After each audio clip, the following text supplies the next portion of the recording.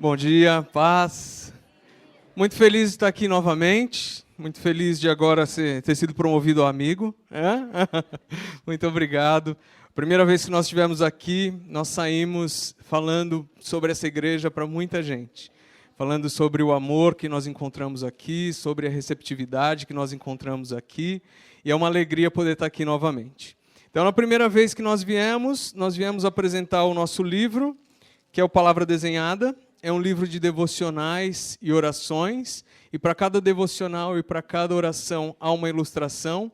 Esse livro está à venda no final, e como nós partilhamos na primeira vez, ele tem sido um grande instrumento de Deus para nós aqui em Portugal, por permitir que nós entremos em lugares que talvez os cristãos não conseguem entrar. Nas escolas, nos ambientes que não são ambientes de igreja, e tem sido uma grande ferramenta evangelística também. Meu nome é Aldrich, minha esposa Amanda, nós somos missionários, estamos aqui em Portugal já há 2 anos, nós estamos ali em Coimbra, e ali nós temos um trabalho focado em servir a igreja, capacitando, equipando a igreja, também promovendo a unidade da igreja ali em Coimbra. E também temos um trabalho nas aldeias, nós fizemos alguns evangelismos ali, queremos tornar esse trabalho cada vez mais frequente para alcançar as aldeias mais distantes ali de Coimbra. E cremos que o Senhor ele tem para esse tempo um desejo de restaurar as artes como ferramentas de adoração e de evangelismo. E nós temos trabalhado muito para isso também.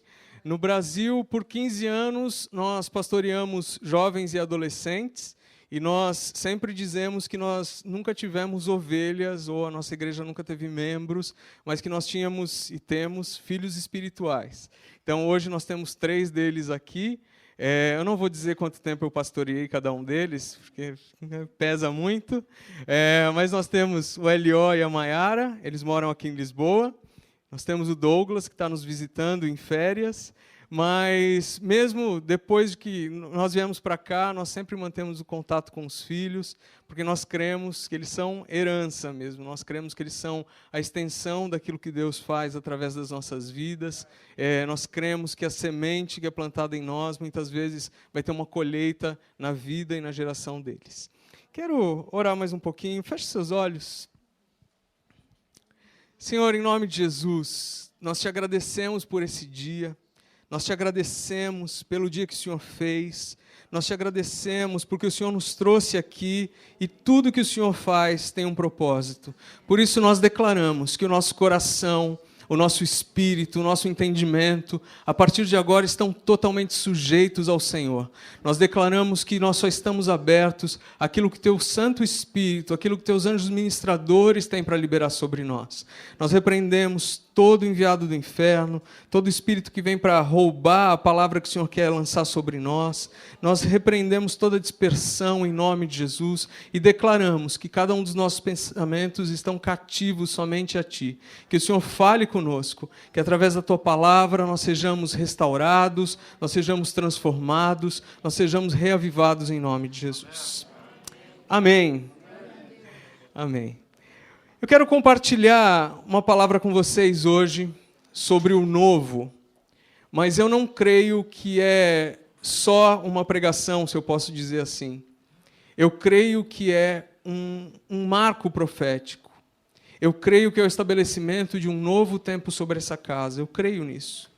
Eu creio quando a palavra diz que a palavra de Deus ela é viva e eficaz, que ela é mais cortante do que uma espada de 2 gumes, que ela é apta para discernir pensamentos, propósitos, para separar o espírito e a alma, juntas e medulas. Eu creio nisso. Você crê nisso? Amém. Você crê nisso? Amém. Amém. Mas eu preciso te dizer algo, e é sobre isso que eu quero pregar hoje.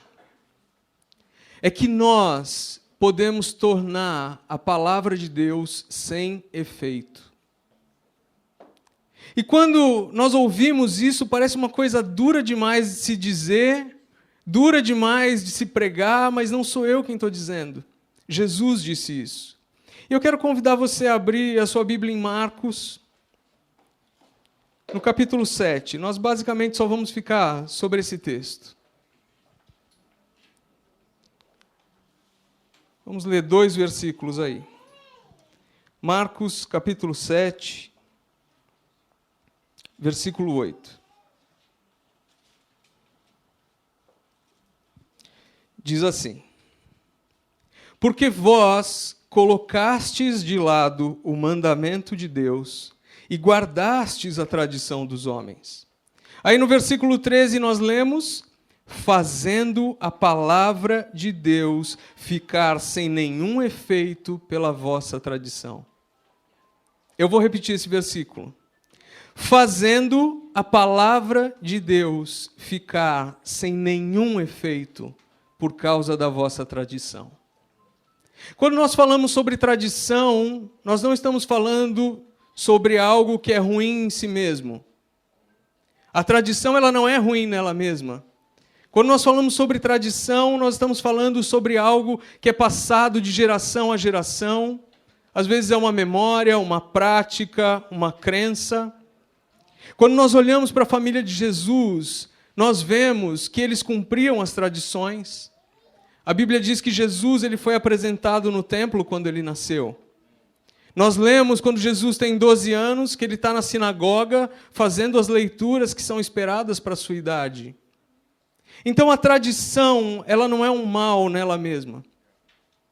Mas a tradição, ela só tem o seu valor e o seu propósito quando ela nos aponta, quando ela nos lembra daquilo que Deus é e daquilo que Deus faz nas nossas vidas. Se nós olharmos para as tradições de uma outra maneira, de uma maneira errada, nós vamos começar a ficar presos a ela. Elas vão se tornar cada vez mais familiares, elas não vão nos ensinar mais nada. E esse é o grande perigo da tradição. Por isso, quando nós lemos esse texto, nós não podemos perder de vista aquilo que Jesus está denunciando. E ele está dizendo, pelas vossas tradições, a palavra de Deus pode se tornar sem efeito. Literalmente, esse texto significa, pela vossa tradição, você pode privar de força ou de autoridade a palavra de Deus. Deus está querendo nos despertar para a realidade de que, se aquilo que nós fazemos, seja o que for, dentro ou fora da igreja, ele é só baseado numa religiosidade, em algo que nós repetimos e repetimos, sem entender a essência daquilo, que na verdade nós vamos tirar toda a força e a autoridade da palavra de Deus. Então, quando nós deixamos os mandamentos de Deus, para nos encaixarmos só na vontade dos homens, nós tornamos a palavra de Deus sem efeito. E eu escolhi exatamente esse texto, porque se nós voltarmos um pouquinho antes, vamos ali para o final do capítulo 6. Olha o que a palavra diz, no versículo 53. Estando já no outro lado, chegaram à terra em Genezaré, onde aportaram.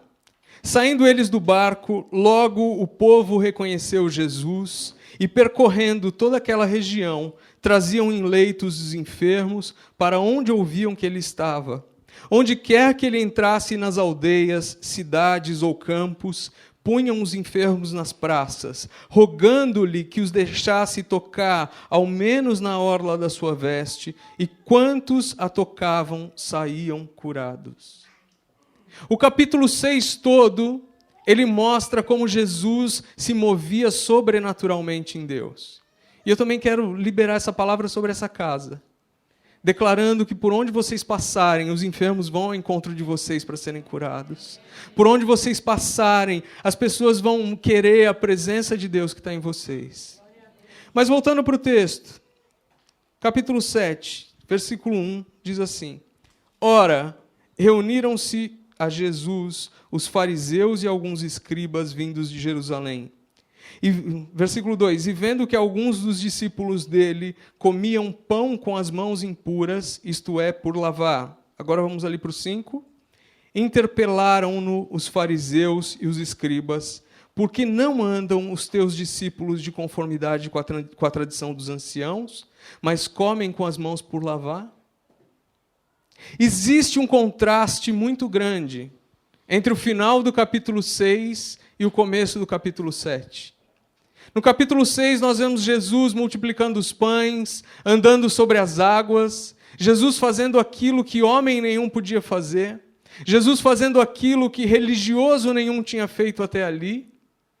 E aí, no capítulo 7, nós vemos os fariseus não conseguindo ver o que Jesus fazia, mas preocupados simplesmente porque os seus discípulos não lavavam as mãos. Vamos entender isso do contexto histórico. Eles não estavam preocupados se os discípulos lavavam as mãos ou não, eles estavam preocupados se o ritual de lavagem das mãos estava sendo observado. Esse ritual ele existe até hoje entre os judeus. E ele precisa ser feito, essa lavagem das mãos, quando eles vão fazer 2 recitações que eles fazem, ou quando eles vão comer pão ou algum alimento com molho. Tem uma série de regras. Então, o judeu que vai fazer isso, ele precisa pegar 90 ml de água, num recipiente adequado para isso. Então, ele precisa, primeiro, jogar essa água na mão direita, depois jogar na mão esquerda e esfregar. Só que antes de fazer isso, existe uma recitação que ele precisa fazer. E existem vários requisitos para essa água. Ela não pode ser uma água parada, essa cerimônia não pode ser feita na casa de banho, essa água ela não pode ter sido usada para outro fim. E quando nós olhamos para isso, nós entendemos aonde essa tradição nasceu. A Bíblia diz em Êxodo, em Levítico, que o sacerdote ele precisava se lavar antes de oficiar diante do Senhor. Mas, na verdade, durante a história do povo de Deus, as tradições elas começaram a ser criadas para cumprir espaços em que a lei não era clara. A lei não trazia detalhes sobre aquilo, então se criava uma tradição com esse propósito. Até se chegar a esse ponto, em que de repente a tradição ela passa a ter mais valor do que a própria lei. E isso precisa ser um alerta para nós. Pense nisso, a tradição era, o sacerdote precisa se purificar. E aqui, quando nós lemos sobre essa observância só da lavagem das mãos, eles estão querendo realizar externamente algo que só pode ser realizado internamente. E hoje, como igreja, muitas vezes nós fazemos isso. Quando alguém chega à igreja, tem o primeiro contato com Cristo, precisa conhecer a graça, o amor de Cristo, nós dizemos para ele, não, você não pode se vestir assim, você não pode falar assim, você tem que cortar o seu cabelo assim, você tem que se portar assim, assim, assim. E nós tentamos realizar exteriormente aquilo que só Deus pode realizar interiormente. Porque a palavra diz que é só o Espírito Santo quem nos convence. O princípio é exatamente o mesmo. E o grande perigo da tradição, além disso, de tentar gerar algo que é só aparente, é que a tradição, ela gera uma sensação de segurança e de controle. É muito mais fácil eu me mover naquilo que eu conheço, naquilo que eu já sei. É muito mais fácil eu ficar preso àquilo que eu sempre vivi. Olha, eu venho à igreja há tantos anos e o culto é assim, assim, assim. É mais simples. Eu não preciso me abrir para o novo de Deus. Não há surpresas. Mas não existe nada mais perigoso para o seu futuro do que a segurança do seu passado. Não existe nada mais perigoso. E não existe nada que vai te paralisar ou te cegar mais para a revelação do que Deus tem para esse tempo do que a tradição. Quando nós ficamos presos a tradições, a rituais, a coisas que nós repetimos e repetimos, sem entender o porquê daquilo, nós perdemos a visão dos planos de Deus para a nossa vida. Nós perdemos a visão do que Deus tem para nós. E o que o povo não conseguia entender aqui é que Deus ele não tinha levantado um povo para se tornar um grupo fechado. Ele não tinha levantado um povo para se isolar das outras pessoas. Ao contrário, O chamado para o povo de Deus nunca foi esse.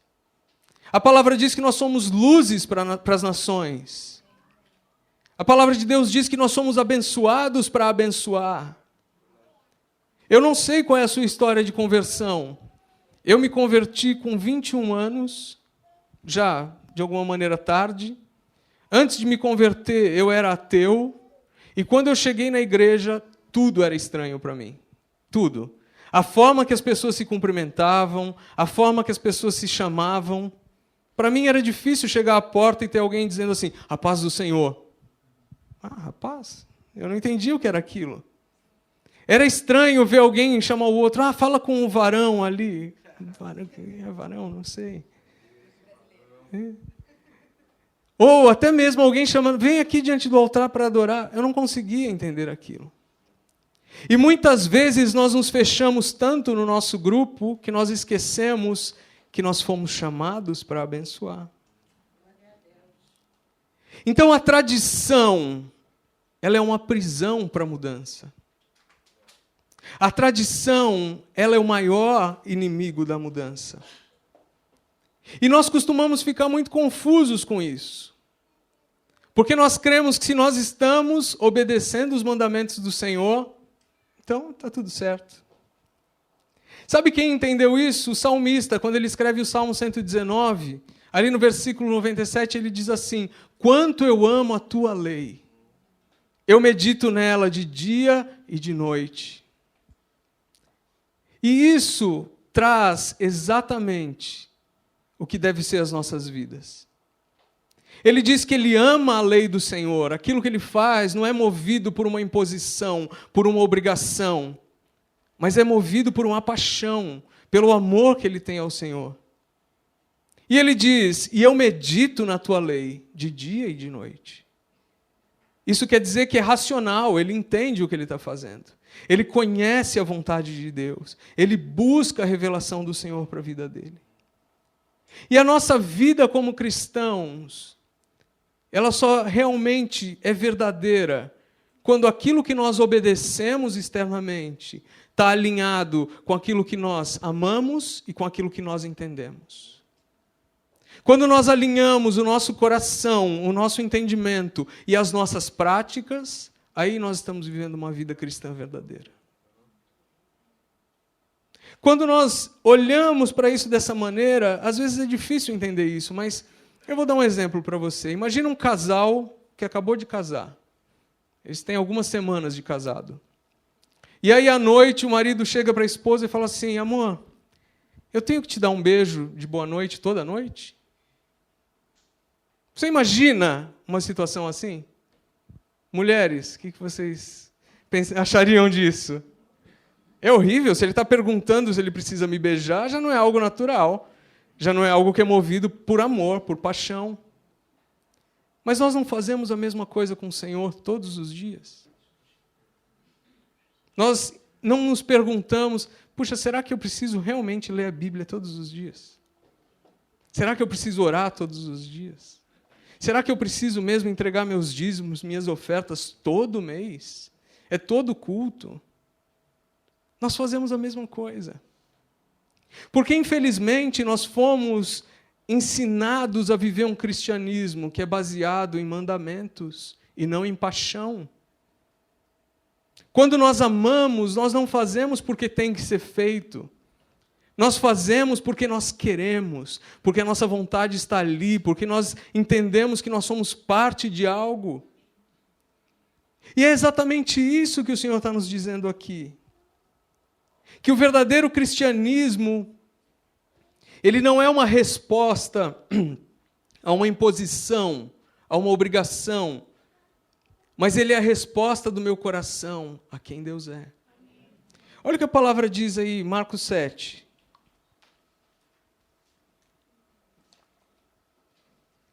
Versículos 6 e 7. Diz assim: respondeu-lhes, bem profetizou Isaías a respeito de vós, hipócritas, como está escrito: este povo honra-me com os lábios, mas o seu coração está longe de mim. e em vão me adoram, ensinando doutrinas que são preceitos de homens. O Senhor, Ele está denunciando aqui esse espírito. Qual o espírito? Um espírito que declara que honra o Senhor, mas que o coração está muito longe dele. E aqui o Senhor está dizendo que essa desonra, ela nasce porque eles estão colocando a tradição dos homens num lugar muito superior à vontade de Deus. Eles estão colocando aquilo que é o hábito dos homens, a religião, muito acima do relacionamento com Cristo. E quando nós nos prendemos às tradições, nós não podemos nos mover para o novo, porque nós já estamos paralisados naquilo que Deus já fez. Eu gosto muito de uma passagem que está em Juízes, no capítulo 15, não precisa abrir, depois você lê. A palavra diz que quando Sansão chegou em Leí, os filisteus vieram contra ele, e Sansão ele estava amarrado, mas a Bíblia diz que o Espírito do Senhor se apossou dele, ele rompeu aquelas amarras como se fossem fios queimados, a Bíblia diz. E então ele acha uma queixada de uma jumenta nova, ele pega essa queixada e com a queixada ele mata 1000 homens. E o que mais me surpreende nessa história, todas as vezes que eu leio, não é o que Sansão faz até aí, é o que Sansão faz depois. Porque a Bíblia diz, logo em seguida, que ele pega aquela queixada e joga fora. Se fosse hoje, talvez nós pegaríamos aquela queixada como uma queixada ungida do Senhor. Com ela você pode vencer qualquer guerra, qualquer batalha. Mas não foi isso que aconteceu.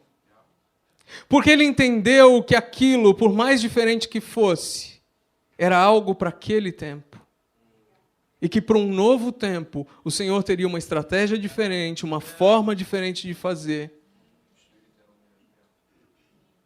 Ele não se prendeu à forma, mas ele entendeu o propósito. A palavra diz em Colossenses 2 que nós precisamos vigiar, para não deixar que as sutilezas, a Bíblia diz, as vãs sutilezas, a filosofia dos homens, nos afastem do conhecimento de Cristo. O Senhor, Ele quer se revelar a nós. Eu quero ler um outro texto com vocês. Está em Isaías, capítulo 43.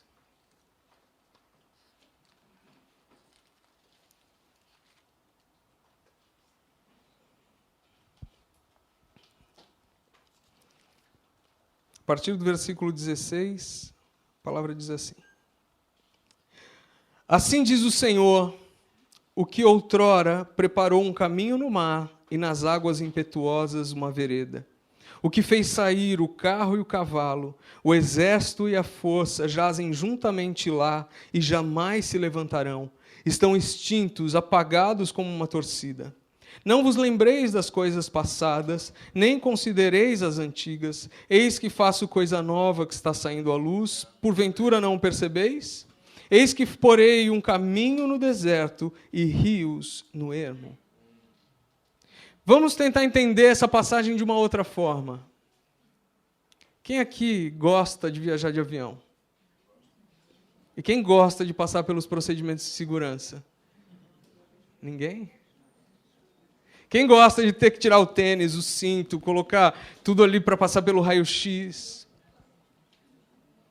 Mas aquilo nos ensina algo que nós podemos aplicar na nossa vida espiritual. Se você quer prosseguir na sua viagem, tem coisas que vão ter que ficar para trás. Tem coisas que não podem embarcar com você. Se você chegar ali com uma faca, você não vai embarcar. Se você chegar ali com um líquido a mais do que deveria, ele vai ter que ficar para trás. Na nossa vida espiritual é a mesma coisa. Muitas vezes nós queremos prosseguir para aquilo que Deus tem diante de nós, arrastando aquilo que é velho, arrastando aquilo que nós já vivemos em outros tempos. E isso não vai acontecer. Porque antes de viver um novo, você precisa deixar as coisas passadas para trás. Antes de viver um novo, você precisa entender que nem sempre o amanhã é o novo. Eu posso viver o amanhã com as mesmas coisas velhas do passado, com as mesmas mágoas, com os mesmos ressentimentos, com a mesma ideia daquilo que eu tenho de Deus. Muitas vezes, quando eu converso com algumas pessoas que têm mais tempo de igreja, elas falam, não, no meu tempo é que era bom. Se você está vivo, ainda é o seu tempo. Deus ainda vai fazer algo novo. Aquilo que você viveu é bom, mas o Senhor tem algo melhor para você ainda. Ele está te aperfeiçoando dia após dia. O Senhor é um Deus de novidade. A Bíblia diz que há novos céus, nova terra, que há novidade todos os dias, que nós somos novas criaturas. Tudo é novo em Deus. Quando nós lemos a palavra, nós vemos que o Senhor ele não repete um milagre. Às vezes, diante da mesma necessidade, há um cego aqui, eu vou curar de uma forma, um cego ali, eu vou curar de outra. Porque nós não podemos ficar presos ao que passou. E muitas vezes nós continuamos lutando as mesmas lutas. Nós continuamos presos, com medo de acreditar no novo. E quando eu falo sobre isso, sobre a novidade que é em Deus, alguns me dizem às vezes, mas Deus não muda. Deus não muda. Mas Ele é um Deus de mudanças. Deus não muda, mas Deus muda você. O propósito de Deus não muda, mas os planos dele mudam. E nós precisamos estar atentos àquilo que ele quer fazer. Nós precisamos perceber aquilo que ele fez no passado, mas não viver no passado. Nós acabamos de ler aqui, do versículo 16 ao 17, Deus está falando do Egito. Ele está falando em como ele libertou um povo que era escravo. Ele está falando em como ele criou um caminho para eles no meio do mar.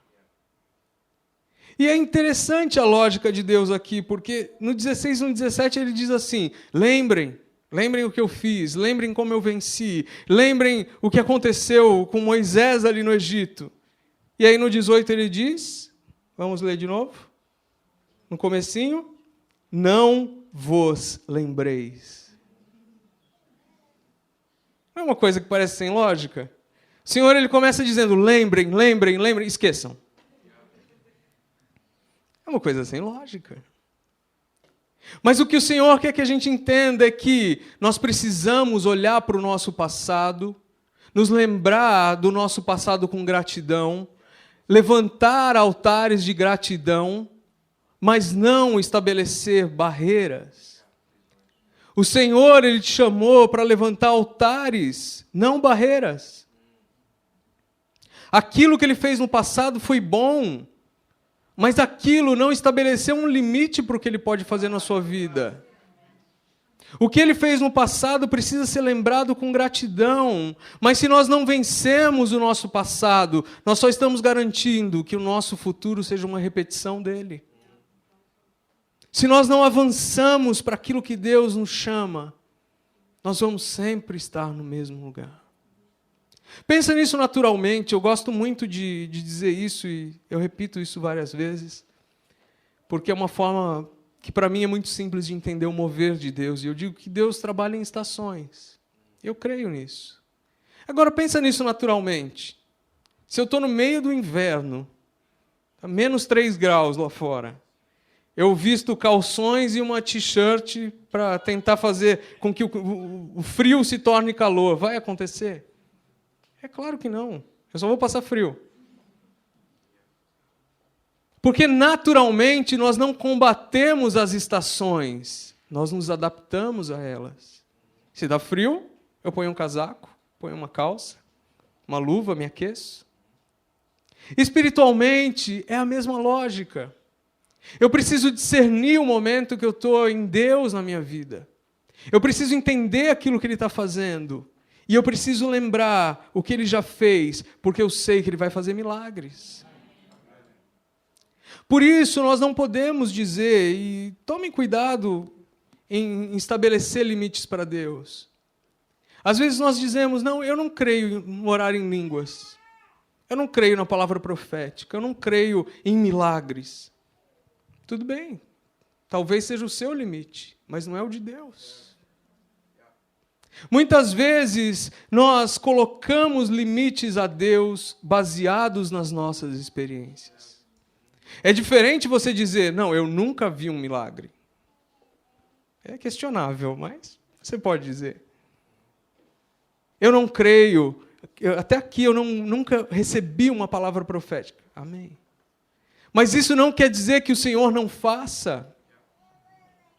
Nós não podemos usar a nossa vida ou as nossas experiências para estabelecer limites para Deus.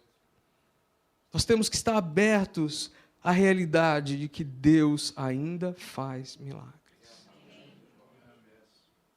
E aqui o que Isaías está dizendo não é só que Deus faz milagres, mas é que Deus ele cria caminhos, Ele abre oportunidades, Ele nos leva a coisa nova, um passo após o outro, um dia após o outro.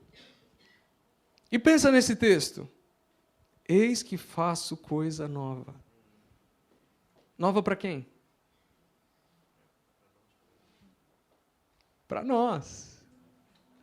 Para Deus não é novo. Deus ele pode dizer, eu sei o que aconteceu no futuro.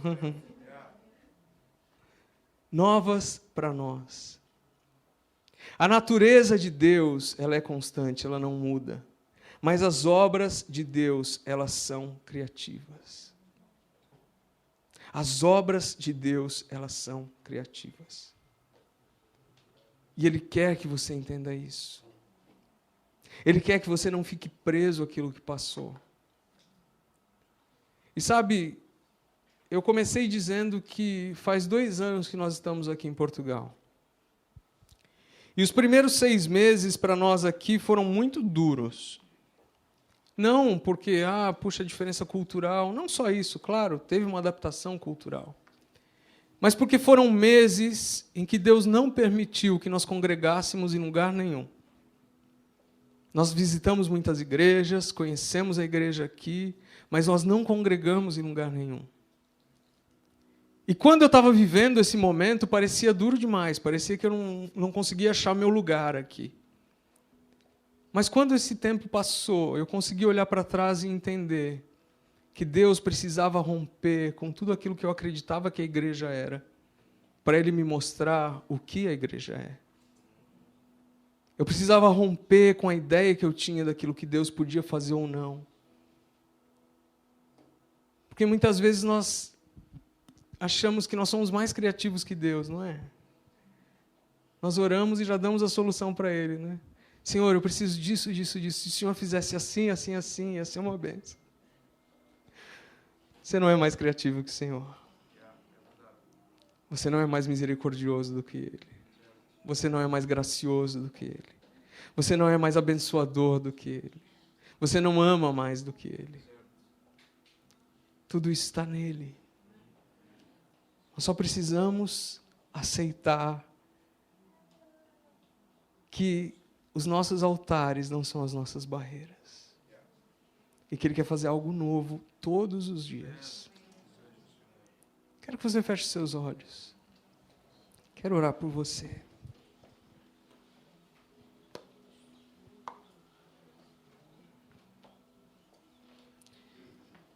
Eu quero que você, como uma declaração de fé, se você sabe que você precisa romper com aquilo que é velho na tua vida, fique em pé. Fique em pé. Se você sabe que você tem vivido coisas que são lutas que você carrega por anos, são dificuldades que você carrega por anos, são ideias que você carrega por anos, são limites que você carrega por anos. Deixa o Senhor convencer o teu coração, o teu espírito de que é algo novo. Senhor, em nome de Jesus, nós nos colocamos diante de Ti nessa manhã, ó Pai. E como igreja de Cristo, e como a Tua noiva, nós queremos Te pedir perdão, Senhor. Nós queremos Te pedir perdão pelo tempo em que nós privamos a Sua palavra de força, que nós privamos a Sua palavra de autoridade, porque nós decidimos caminhar por um caminho que naturalmente nós já conhecíamos. Pai, não permita que nós fiquemos presos às prisões do passado. Não permita que nós fiquemos presos à tradição. Não permita, Senhor, que por medo de viver algo novo, nós vivamos o mesmo dia, uma vez após outra. Pai, em nome de Jesus, que o Senhor possa nos fortalecer para que nós possamos discernir as estações do Senhor na nossa vida. E que nós estejamos abertos ao novo. Não importa, Pai, se alguém aqui se converteu hoje, ou se alguém caminha há anos com o Senhor.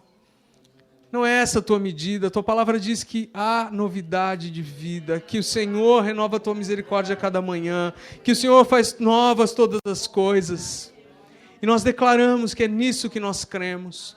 Em nome de Jesus, nós liberamos sobre essa igreja o tempo da novidade do Senhor. Nós declaramos em nome de Jesus que não há limites para aquilo que o Senhor vai fazer. Em nome de Jesus, que seja um tempo da tua visitação, dos teus milagres, do teu poder, em nome de Jesus. Aplauda o Senhor. Aleluia.